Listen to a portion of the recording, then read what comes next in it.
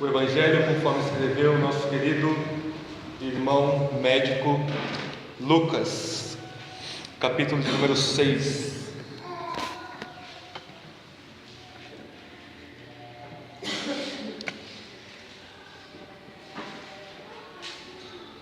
Nós chegamos à altura desse Evangelho do Sermão da Montanha, ou Sermão da Planície, aqui no Evangelho de Lucas. Nós faremos a leitura do verso 17 até o verso 26, mas antes da leitura eu gostaria de apresentar para vocês a estrutura do Sermão do Monte. Jesus dividiu o seu sermão aqui em 3 partes, e cada parte é um chamado ao discipulado. Vocês se lembram que na pregação passada o Kaique pregou para nós que Jesus escolheu os 12 apóstolos e agora está chamando eles para viver uma vida de discipulado. E as 3 partes são chamados de Jesus, que começam com a letra P, para ficar mais fácil nós decorarmos. Primeiramente nós temos um chamado profético, que nós veremos hoje, onde Jesus se coloca em sua função profética e profere bênçãos e maldições de acordo com aqueles que rejeitam ou aceitam a sua própria pessoa, até o verso 26. A partir do verso 27 até o verso 39, nós temos um chamado parenético, e essa palavra parenético ou parene significa praticidade. Jesus ele dá um chamado, uma exortação prática aos seus discípulos, e basicamente a prática do discipulado cristão é resumida em uma só palavra: amor. É isso que eu quero pregar para nós semana que vem, e daqui 2 domingos nós veremos o final do Sermão da Montanha. A partir do verso 40 nós temos um chamado parabólico de Jesus, onde ele termina o seu sermão contando algumas parábolas e chamando a todos nós cristãos a vivermos uma vida de sabedoria e de justiça e de santidade diante do nosso Deus. Amém? Então vamos ler então a palavra de Deus em Lucas capítulo 6, verso 17 até o verso 26. Após a leitura, irei dizer: esta é a palavra do Senhor, e todos que creem respondam com um sonoro amém. E nós iremos orar mais uma vez. Lucas 6,17 diz assim: quando desceu com eles, Jesus parou num lugar plano, onde havia um grande número de seus discípulos, e também uma grande multidão de moradores de toda a Judéia, de Jerusalém e do litoral de Tiro e de Sidom. Eles tinham vindo para ouvi-lo e para serem curados das suas doenças. E os que eram atormentados por espíritos impuros eram curados. E toda a multidão procurava tocá-lo, porque dele saía poder que curava a todos. Então, olhando para os discípulos, disse: bem-aventurados sois vós, os pobres, porque o reino de Deus é vosso. Bem-aventurados sois vós que agora tendes fome, porque ficareis satisfeitos. Bem-aventurados sois vós que agora chorais, porque havereis de rir. Bem-aventurados sereis quando os homens vos odiarem, quando vos expulsarem da companhia deles, vos insultarem e rejeitarem o vosso nome como indigno, por causa do Filho do Homem. Alegrai-vos nesse dia e exultai, porque a vossa recompensa no céu é grande, pois os antepassados deles fizeram o mesmo com os profetas. Mas ai de vós que sois ricos, porque já recebestes a vossa consolação. Ai de vós que agora estáis satisfeitos, porque passareis fome.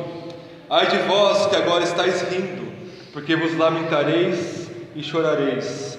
E ai de vós quando vos elogiarem, porque os antepassados deles fizeram o mesmo com os falsos profetas. Essa é a palavra do nosso Cristo.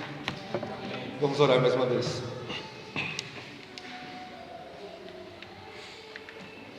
Senhor, Tu comunicaste para nós nesta noite graça e verdade, através da leitura da Sua palavra, dos maravilhosos cânticos que estão de acordo com a Sua palavra e das nossas orações que estão fundamentadas e dirigidas pela Sua palavra e pelo Seu Espírito.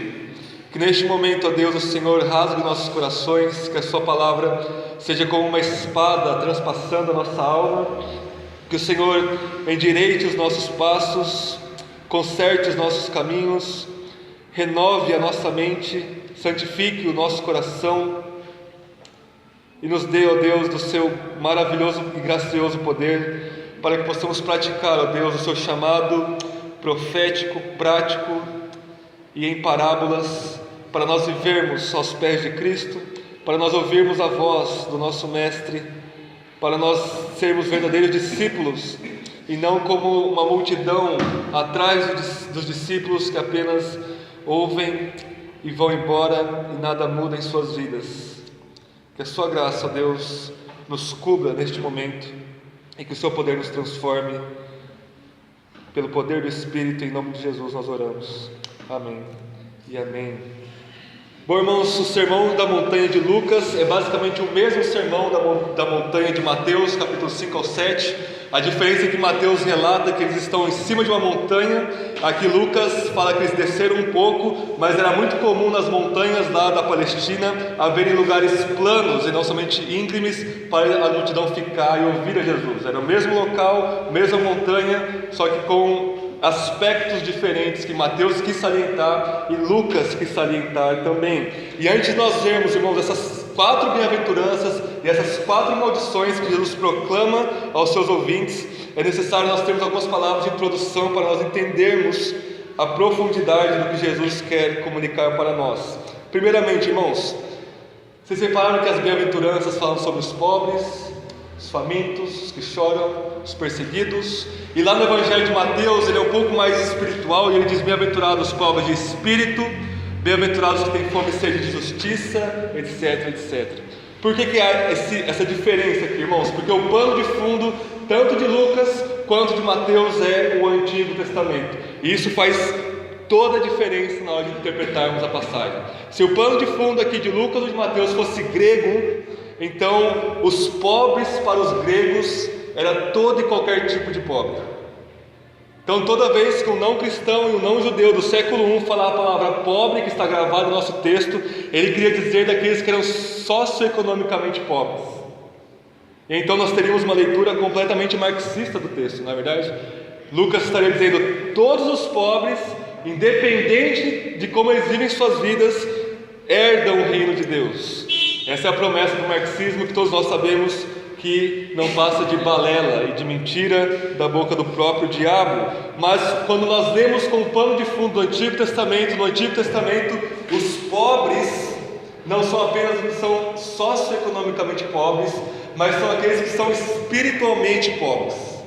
Existem esses dois aspectos. Então, dentro do povo de Deus no Antigo Testamento, aqueles que eram pobres, que eram massacrados, que eram oprimidos, eram aqueles que buscavam mais a Deus, que eram mais humildes. Amém? Então, Mateus ele quer enfatizar um pouco mais o aspecto espiritual e Lucas um pouco mais o aspecto socioeconômico, mas ambos os aspectos estão presentes tanto em Mateus quanto em Lucas. Então não são todos os pobres, todos os famintos e todos os que choram que são abençoados, mas nós vamos ver que são aqueles que estão em Jesus Cristo. Amém?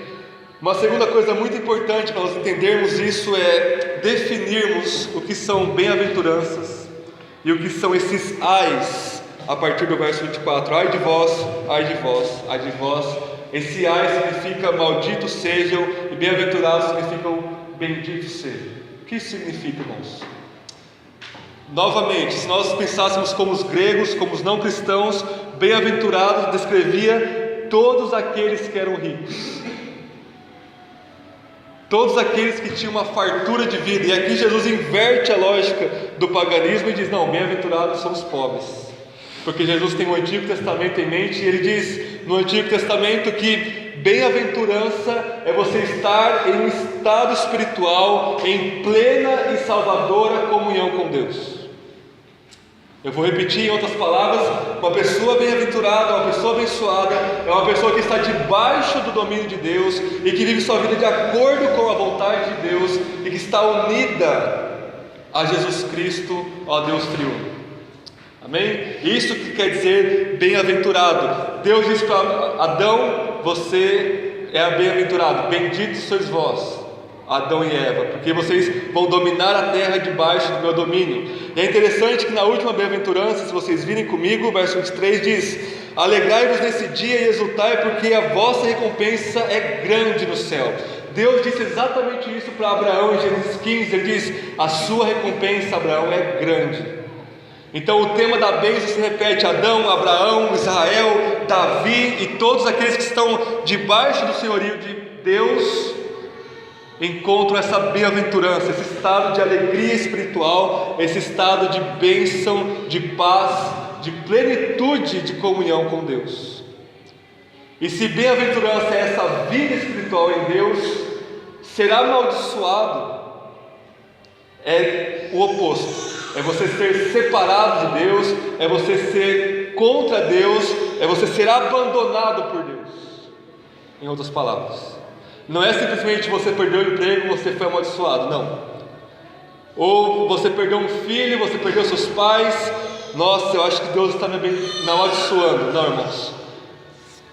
Ai de vós, ou maldito vocês são, se vocês estão desvinculados da graça de Deus em Jesus Cristo, não importa o quão boa sua vida está sendo, ou o quão ruim.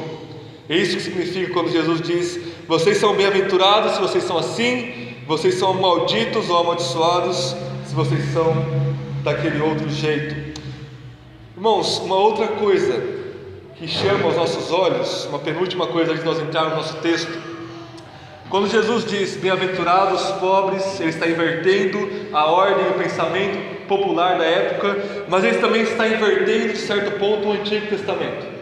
Porque nós lemos semana passada, em Deuteronômio 27 e 28, hoje nós terminamos o livro de Deuteronômio com o Kaique na escola da Bíblia, que se o Israel cumprisse a palavra de Deus, eles seriam abençoados.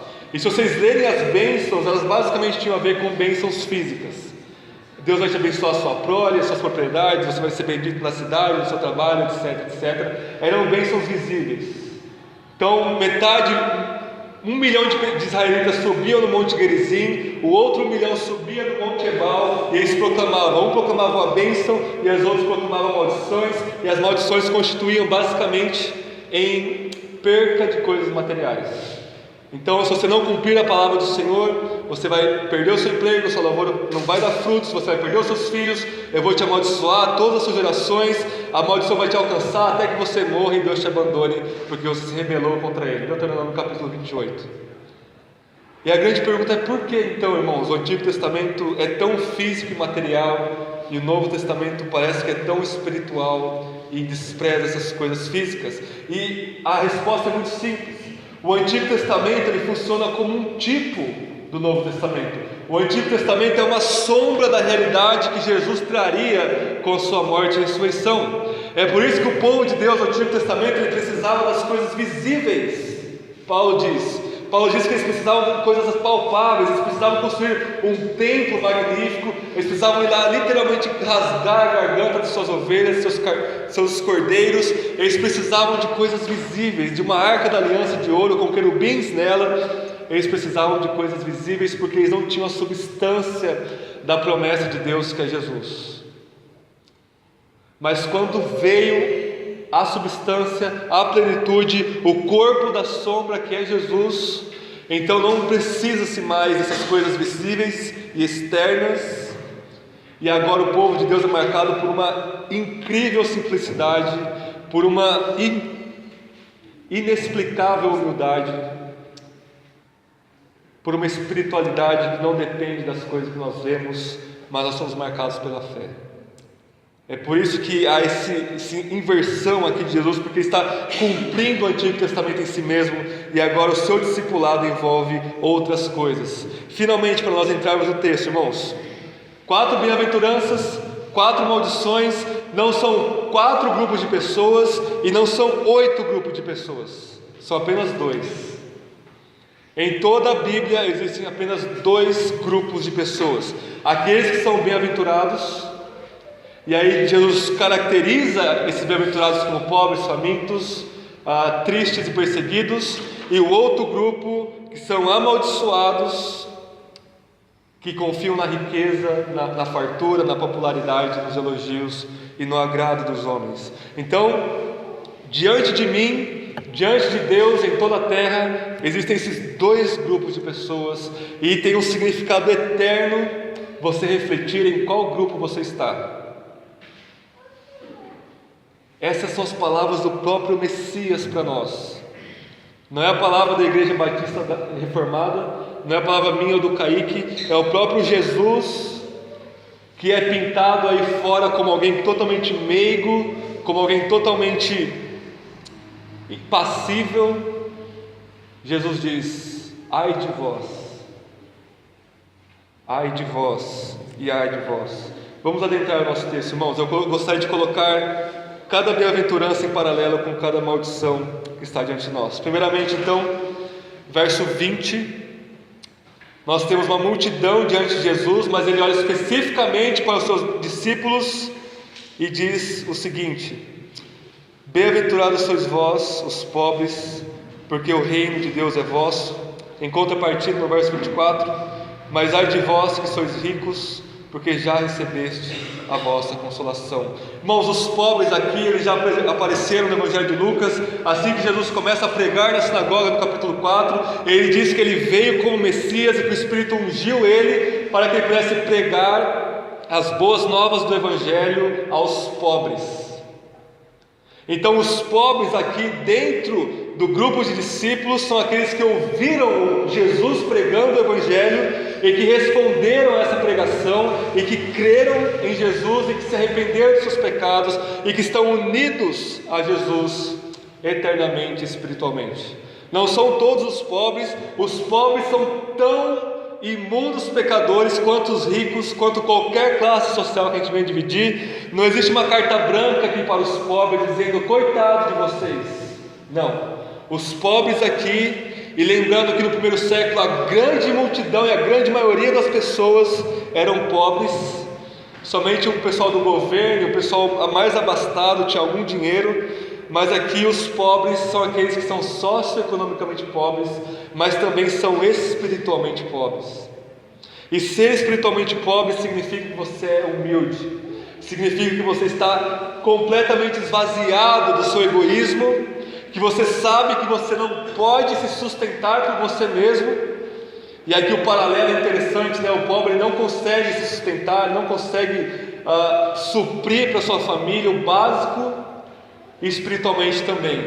Ele diz: Deus, não há nada em mim, como nós lemos em Gálatas 3 e cantamos no Alvo Mais que a Neve, não há nada em mim que possa me sustentar, me dar apoio, me dar alguma riqueza espiritual. Eu confio somente em Deus.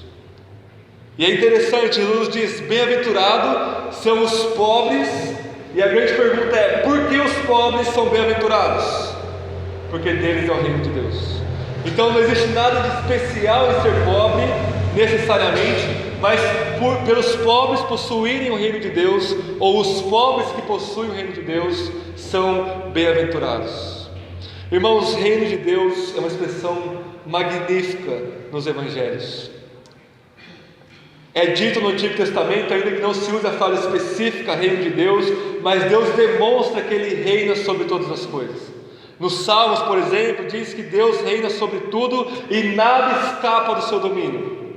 Mas de modo específico, especial, íntimo e salvador, Deus reina sobre o seu povo.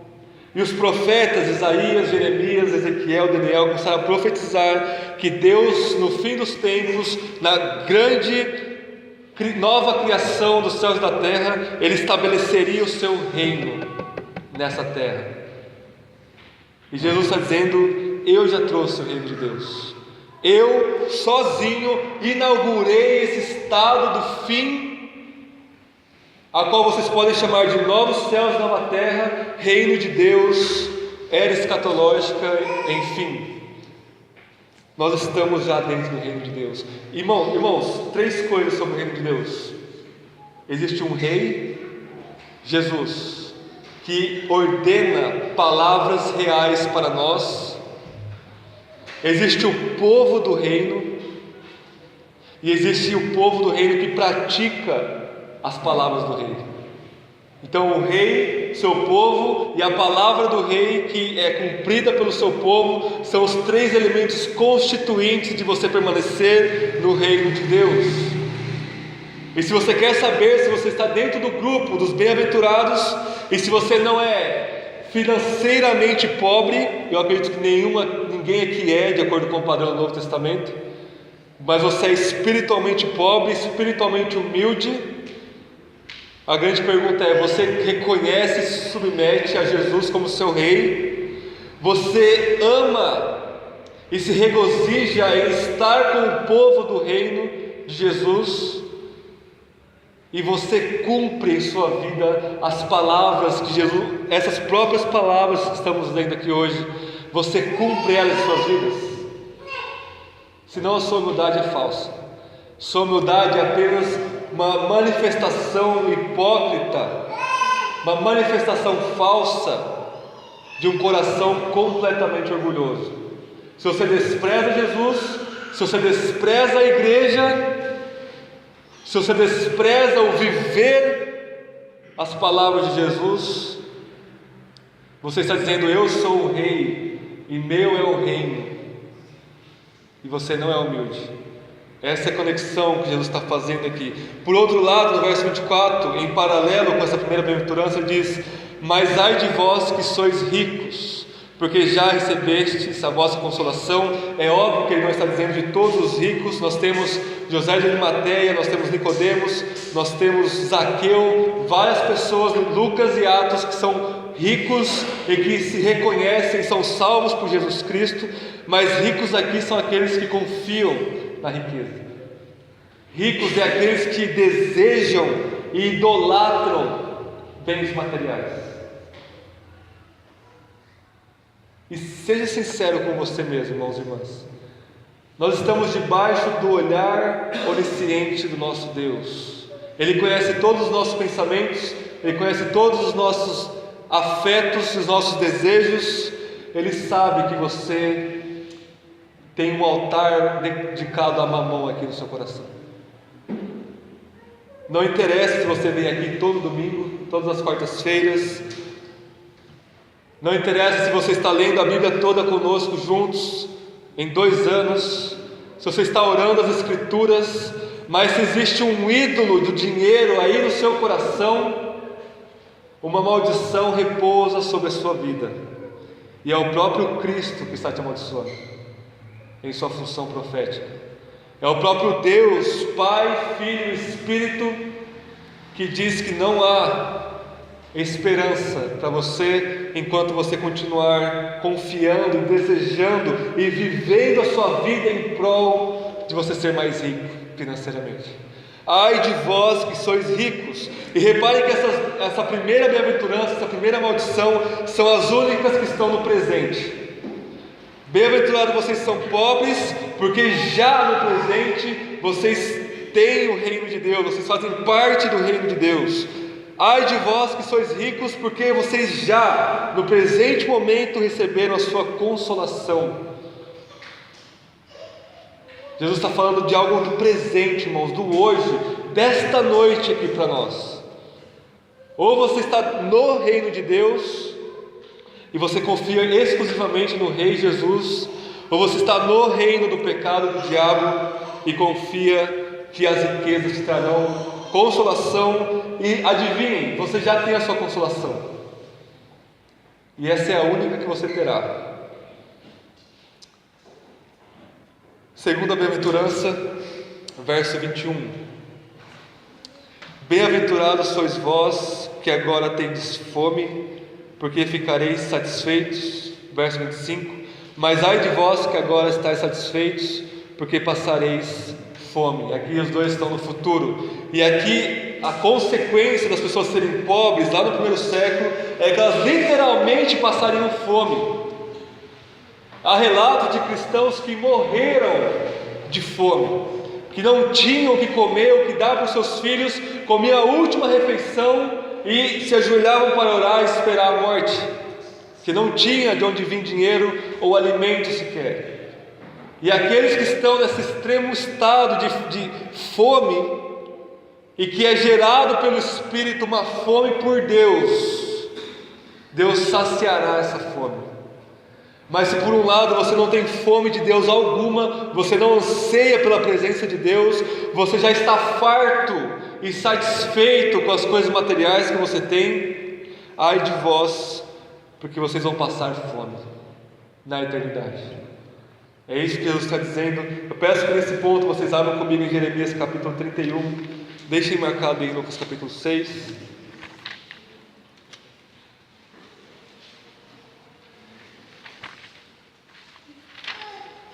Existem pelo menos umas 10 passagens em Isaías, Jeremias e os profetas que fazem paralelo com o Sermão da Montanha de Jesus, mas infelizmente não vamos ter tempo para ver todas, vamos ver somente esta e mais algumas. Jeremias 31, a partir do verso 12 até o verso 14. Jesus tinha em mente passagens como essa, como ele diz, coisas como aquela. Jeremias 31, todos acharam? Verso 12 diz assim: virão e cantarão de júbilo nos lugares altos de Sião, ficarão radiantes de alegria por causa da bondade do Senhor. Aqui está falando da felicidade daqueles que se servem e submetem-se a Deus. Agora ele começa a falar da comida. O trigo, o vinho e o azeite, os cordeiros e os bezerros serão como um jardim regado e nunca mais sofrerão.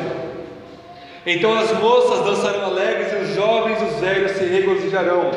Transformarei o seu pranto em júbilo e os consolarei. Lhes darei alegria em lugar de tristeza. Verso 14: alimentarei com fartura os sacerdotes, e o meu povo será saciado com a minha bondade, diz o Senhor. Vocês veem? O que sacia aqueles que realmente amam a Deus com todo o coração? A bondade de Deus. Deus está dizendo: sim, eu vou dar alimentos para vocês quando o fim vier, mas eu também vou saciar vocês com aquilo que vocês mais precisam, a minha própria bondade, a minha própria misericórdia, o meu próprio amor. É isso que Jesus está dizendo lá em Lucas 6, vocês podem voltar para lá. Vocês serão satisfeitos, porque o próprio Deus vai satisfazer eterna e plenamente a alma de vocês. Irmãos, nós vamos habitar na luz inacessível e cheia de glória da presença imediata do Deus triuno. E quando Jesus diz lá em Lucas 4 que nós lemos: nem só de pão viverá o homem, mas de toda a palavra que sai da boca de Deus, nós vamos experimentar, irmãos, o que nós vivemos, sermos movidos, agirmos energizados pela graça de Deus. E a pergunta é: não vale a pena passarmos necessidades, se for necessário, ou buscarmos a Deus tão intensamente que expressa a fome espiritual da nossa alma por Ele? Mas pelo contrário, se nossa satisfação, verso 25, está no agora, ai de vós que agora estáis satisfeitos, se aquelas coisas deste mundo é a única possibilidade no nosso horizonte da nossa vida que pode nos satisfazer, ai de nós, que nós passaremos fome, não vai haver comida no inferno, por assim dizer. Você não vai mais experimentar o doce e o salgado, só vai haver amargura.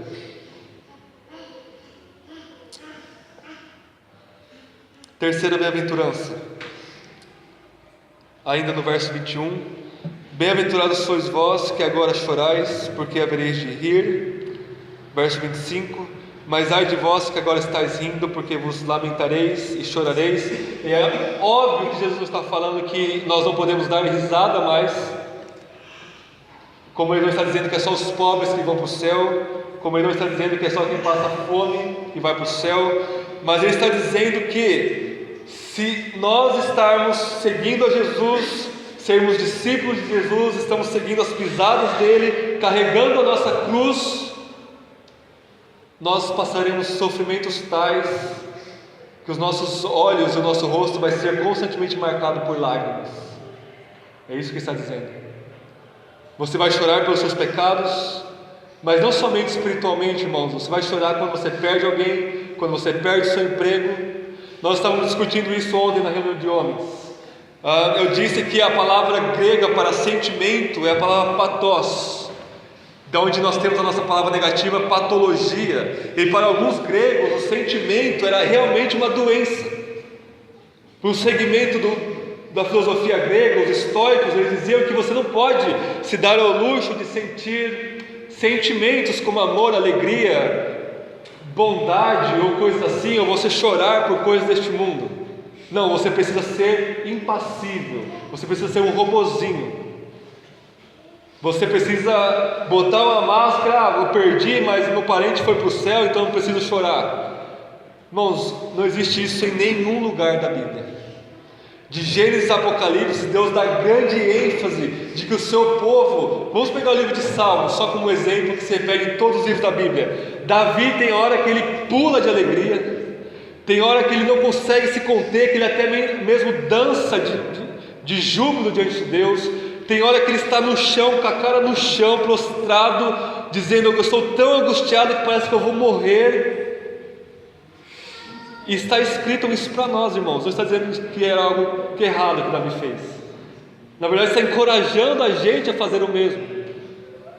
Portanto, se você perdeu o emprego, não fique envergonhado de chorar. Se você perdeu um ente querido, ou se você está sofrendo algum tipo de perseguição, ou você está sendo maltratado por causa da fé, não há nenhum problema em chorar, irmãos. Não há nenhum problema em chorar, muito pelo contrário, você é bem-aventurado. Você está demonstrando que você está unido a Jesus. Mas se por outro lado você somente ri, você vive uma vida de entretenimento, você não pensa na eternidade, você não pensa na seriedade dos seus pecados, na seriedade do Evangelho de Jesus, você vive a sua vida como um moleque, por assim dizer. Ai de vós que agora riem, porque vocês vão chorar eternamente. Jesus disse que no lago de fogo as pessoas vão chorar e ranger os dentes, e não vai haver consolo nem sossego para eles. Vocês estão vendo que nós viemos a chorar mais, irmãos, pelos nossos pecados, pela nossa condição, pela nossa miséria, pela nossa humildade, por estarmos mais parecidos com Jesus, ou com alguma tragédia nos bate de frente por causa do Evangelho. Nós choramos e nós nos alegramos. Quarta e última bem-aventurança e maldição, verso 22.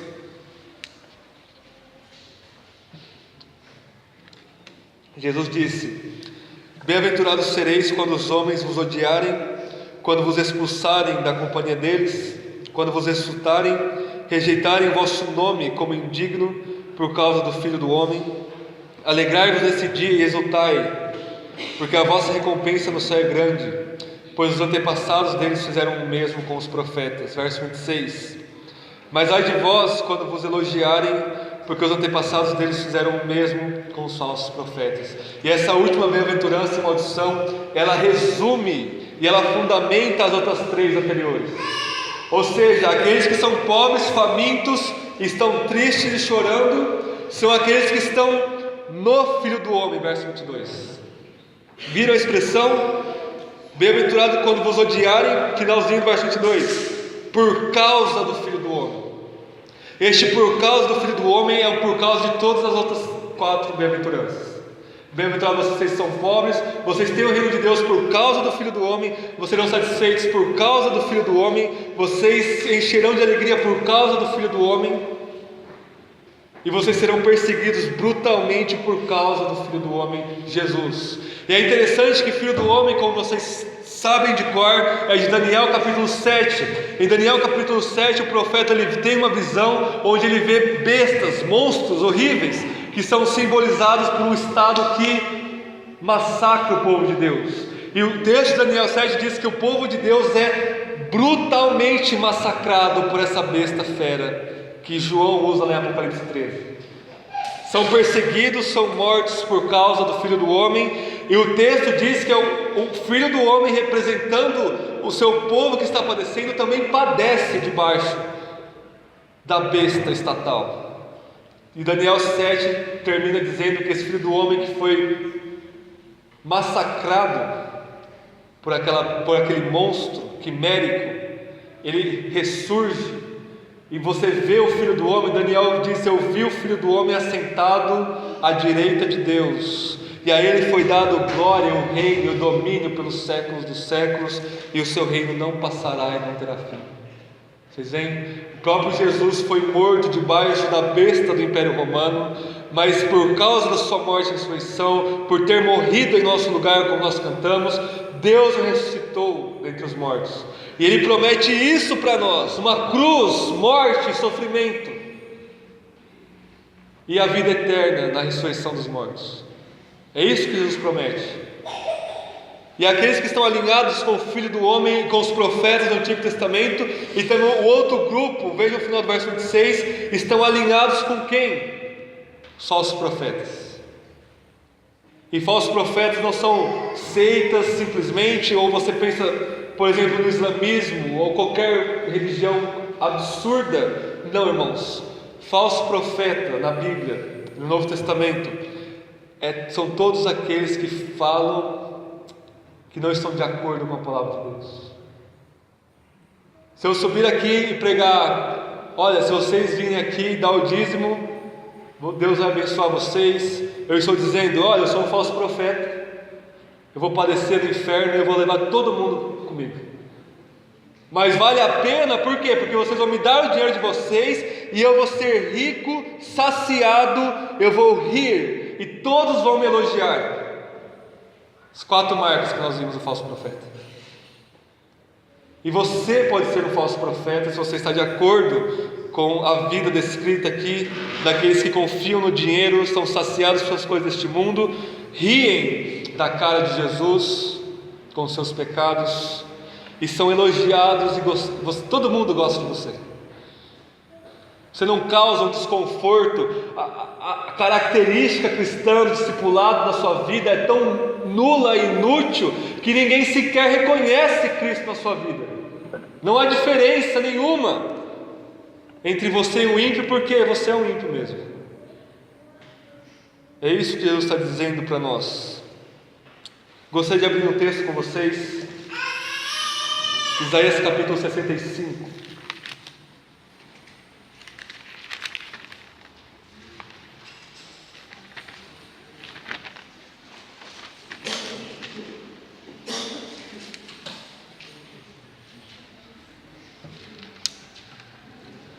Outra passagem que Jesus tinha em mente no Sermão do Monte. O contexto de Isaías 65, dependendo do título que está aí na sua Bíblia, a minha é bênçãos e juízo. Exatamente o que Jesus está fazendo lá na planície, em cima daquela montanha. E o contexto aqui é que o povo de Deus foi para o exílio, e basicamente por causa do exílio, todo mundo no povo de Deus era pobre, estava desesperado e chorava. E Deus está dizendo no verso 17, por exemplo, que Ele vai criar novos céus e nova terra, quando Ele tirar eles do Egito, da Babilônia, ou do cativeiro espiritual deles.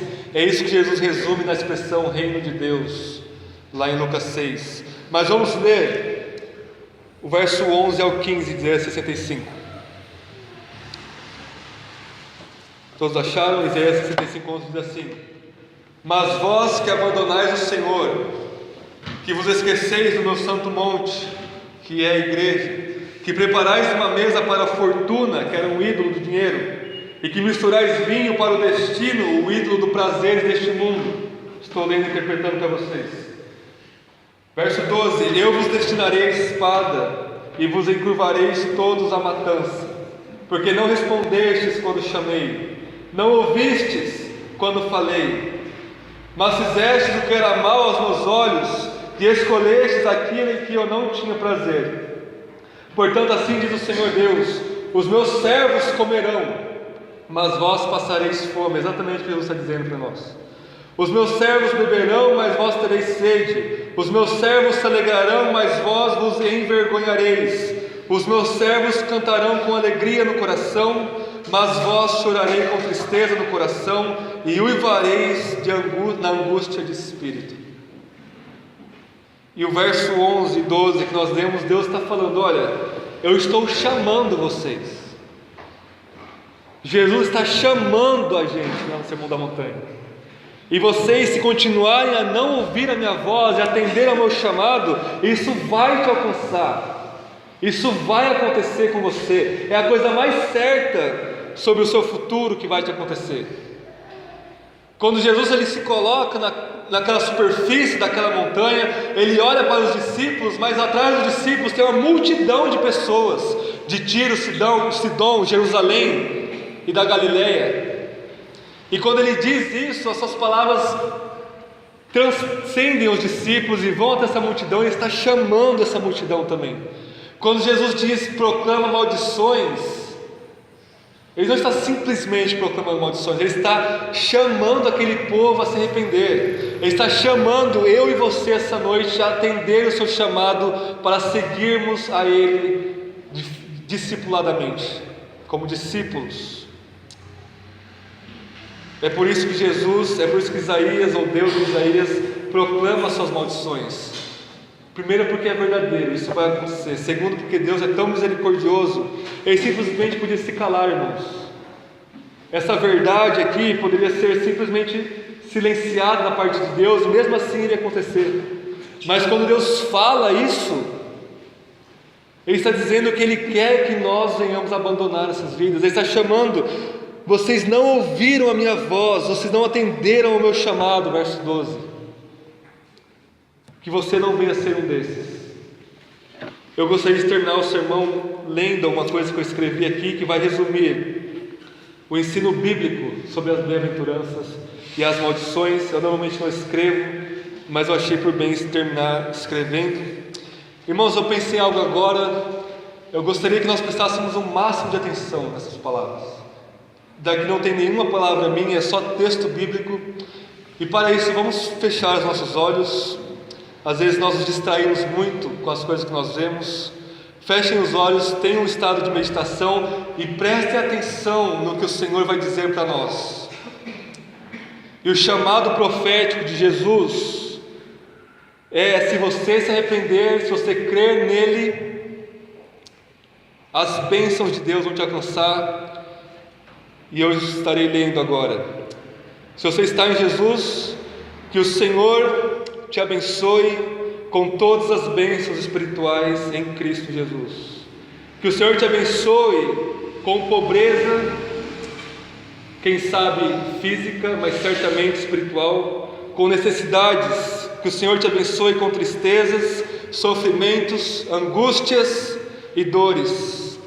Que o Senhor te abençoe com um novo coração, com a graça da adoção, sendo seu Pai amoroso, com a graça da justiça te justificando, com a graça da santidade te santificando. Que o Senhor te abençoe com o seu amor incondicional, com sua alegria indizível e cheia de glória, com a paz que excede todo entendimento, com a luz que dissipa todas as trevas, com a sua verdadeira sabedoria e conhecimento, com vida e vida em abundância.